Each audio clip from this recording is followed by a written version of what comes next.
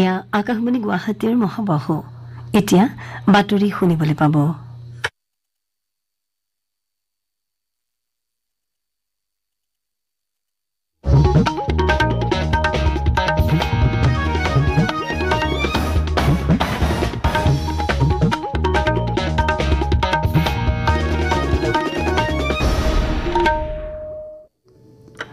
নমস্কাৰ, এয়া আকাশবাণী গুৱাহাটী ডিব্ৰুগড়। বাতৰি পঢ়িছো বৰ্ষাপ্ৰিয়া দত্তই।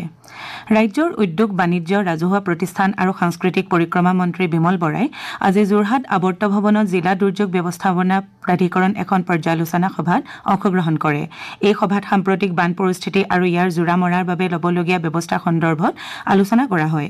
মন্ত্ৰীগৰাকীয়ে জিলাখনৰ ক্ষয়ক্ষতি সম্পৰ্কত বুজ লৈ সংশ্লিষ্ট সকলো বিভাগকে দুৰ্যোগৰ সময়ত জনসাধাৰণৰ কাষত থাকি সহযোগিতা আগবঢ়াবলৈ নিৰ্দেশ দিয়ে। তদুপৰি ক্ষতিগ্ৰস্ত ৰাইজে যাতে সাহায্য, চিকিৎসা সেৱা, বিশুদ্ধ খোৱাপানীকে ধৰি অত্যাৱশ্যকীয় সামগ্ৰী লাভ কৰিব পাৰে তাৰ প্ৰতি তীক্ষ্ণ দৃষ্টি ৰাখিবৰ কাৰণে নিৰ্দেশ দিয়া হৈছে। একেদৰে বাট-পথ, বিদ্যালয় আৰু ৰাজহুৱা সম্পত্তিৰ ক্ষয়ক্ষতিৰ হিচাপে সঠিকভাৱে নিৰূপণ কৰি ক্ষতিপূৰণ নাইবা পুনৰ নিৰ্মাণৰ ব্যৱস্থা গ্ৰহণ কৰিবলৈ মন্ত্ৰীগৰাকীয়ে পৰামৰ্শ দিয়ে। তেওঁ জলসম্পদ, লোকনিৰ্মাণ, কৃষি, চিকিৎসা, পশু চিকিৎসা, শক্তি আদি বিভাগক সকলো সময়তে সাজু হৈ থাকি জনসাধাৰণক সেৱা আগবঢ়াবলৈ আহ্বান জনায়। সভাখনত জিলাখনৰ আয়ুক্তই সাম্প্ৰতিক বানত যোৰহাট জিলাত হোৱা ক্ষয়-ক্ষতি আৰু সাহায্য বিতৰণ সন্দৰ্ভত বিতং তথ্য প্ৰকাশ কৰে। এই সভাত যোৰহাটৰ বিধায়ক হিতেন্দ্ৰ নাথ গোস্বামী, মৰিয়নিৰ বিধায়ক ৰূপজ্যোতি কুৰ্মী আৰু দেৰগাঁও বিধায়ক ভৱেন্দ্ৰনাথ ভৰালীৰ লগতে শীৰ্ষ বিষয়াসকল উপস্থিত থাকে। ৰাষ্ট্ৰীয় চিকিৎসা আয়োগে তিনিচুকীয়া চিকিৎসা মহাবিদ্যালয় আনুষ্ঠানিকভাৱে স্বীকৃতি প্ৰদান কৰি প্ৰতিবছৰে স্নাতক পাঠ্যক্ৰমত 100খন আসনত নামভৰ্তিত অনুমোদন জনাইছে। ইয়াৰ ফলত ৰাজ্যখনত চিকিৎসা মহাবিদ্যালয়ৰ সংখ্যা 13লৈ বৃদ্ধি পাইছে। মুখ্যমন্ত্ৰী ডক্টৰ হিমন্ত বিশ্ব শৰ্মাই আজি এই বিষয়ে প্ৰকাশ কৰি ৰাজ্যৰ চিকিৎসা ব্যৱস্থাৰ সৈতে জড়িত প্ৰতিগৰাকী ব্যক্তিলৈ আন্তৰিক ধন্যবাদ জ্ঞাপন কৰে। তেওঁ লগতে প্ৰধানমন্ত্ৰী নৰেন্দ্ৰ মোদীকো কৃতজ্ঞতা জ্ঞাপন কৰে। ডক্টৰ শৰ্মাই কয় যে চিকিৎসা ক্ষেত্ৰত এই মাইলৰ খুঁটিয়ে ৰাজ্যত স্বাস্থ্যসেৱা, শিক্ষা আৰু সেৱা সম্প্ৰসাৰণৰ ক্ষেত্ৰত গুৰুত্বপূৰ্ণ পদক্ষেপ হিচাপে চিহ্নিত হ'ব। অসম চৰকাৰৰ বিদ্যালয় শিক্ষা বিভাগে শিক্ষা সেতু এপত 33খন জিলাৰ 4,907 গৰাকী শিক্ষক দীৰ্ঘদিন ধৰি অনুপস্থিত থকাটো ধৰা পেলাইছে। এই সন্দৰ্ভত বিদ্যালয় শিক্ষা বিভাগৰ সচিব নাৰায়ণ কোঁৱৰে দায়িত্ববাহী অতিৰিক্ত জিলা আয়ুক্তলৈ পত্ৰ প্ৰেৰণ কৰিছে। এই পত্ৰত সংশ্লিষ্ট শিক্ষকসকলৰ অনুপস্থিতি সন্দৰ্ভত বিদ্যালয় পৰিদৰ্শক নাইবা জিলা প্ৰাথমিক শিক্ষা বিষয়াৰ সহযোগত অনুসন্ধান কৰি অনুপস্থিতিৰ কাৰণসহ প্ৰতিবেদন দাখিল কৰিবলৈ নিৰ্দেশ দিয়ে। লগতে প্ৰতিবেদন দাখিল নকৰা পৰ্যন্ত এইসকল শিক্ষকৰ দৰমহা বন্ধ ৰাখিবলৈ নিৰ্দেশনাত উল্লেখ কৰা হৈছে। বিদ্যালয় শিক্ষা বিভাগৰ তথ্য অনুসৰি তিনিচুকীয়া জিলাত সৰ্বাধিক 424 জন শিক্ষক শিক্ষা সেতু এপত দীৰ্ঘদিন ধৰি অনুপস্থিত হৈ আছে। গোলাঘাট জিলাৰ বোকাখাটৰ ঐতিহ্যমণ্ডিত উচ্চ শিক্ষা অনুষ্ঠান শ্ৰী শ্ৰী যোগানন্দদেৱ সত্ৰাধিকাৰ গোস্বামী মহাবিদ্যালয়ৰ হীৰক জয়ন্তী বৰ্ষ উদযাপন কাৰ্যসূচী আজি শুভাৰম্ভ কৰা হয়।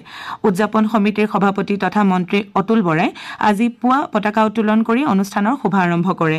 মন্ত্ৰীগৰাকীয়ে 1966 চনতে স্থাপিত বোকাখাটৰ এই ঐতিহ্যমণ্ডিত শিক্ষানুষ্ঠানখনৰ উত্তৰণৰ ক্ষেত্ৰত প্ৰচেষ্টা অব্যাহত ৰাখিব বুলি মন্তব্য কৰে। আজি অনুষ্ঠানৰ সৈতে সংগতি ৰাখি স্মৃতি তৰ্পণ, মহাবিদ্যালয় চৌহদৰ ভিতৰতে সাংস্কৃতিক শোভাযাত্ৰা আৰু বিয়লি নপুৰণি ছাত্ৰ ছাত্ৰীৰ অন্তৰংগ আলাপ অনুষ্ঠান অনুষ্ঠিত হয়। অসমত বছৰৰ দ্বিতীয়টো বানত 30খন জিলাৰ 24 লাখৰো অধিক লোক ক্ষতিগ্ৰস্ত হৈছে। বিগত 24 ঘণ্টাত বানত ৰাজ্যখনত কোনো লোকৰ মৃত্যু হোৱা দেখা পোৱা নাই। ভাৰতীয় বতৰ বিজ্ঞান বিভাগে দিয়া আগজাননী অনুসৰি উজনি অসমৰ বিভিন্ন স্থানত ধাৰাসাৰ বৰষুণ হোৱাৰ সম্ভাৱনা আছে। শেহতীয়া বানত ৰাজ্যখনৰ প্ৰায় 47,000 লোকে ঘৰ-বাৰী পানীত ডুব যোৱাত সাময়িকভাৱে সাহায্য শিবিৰত থাকিবলগীয়া হৈছে।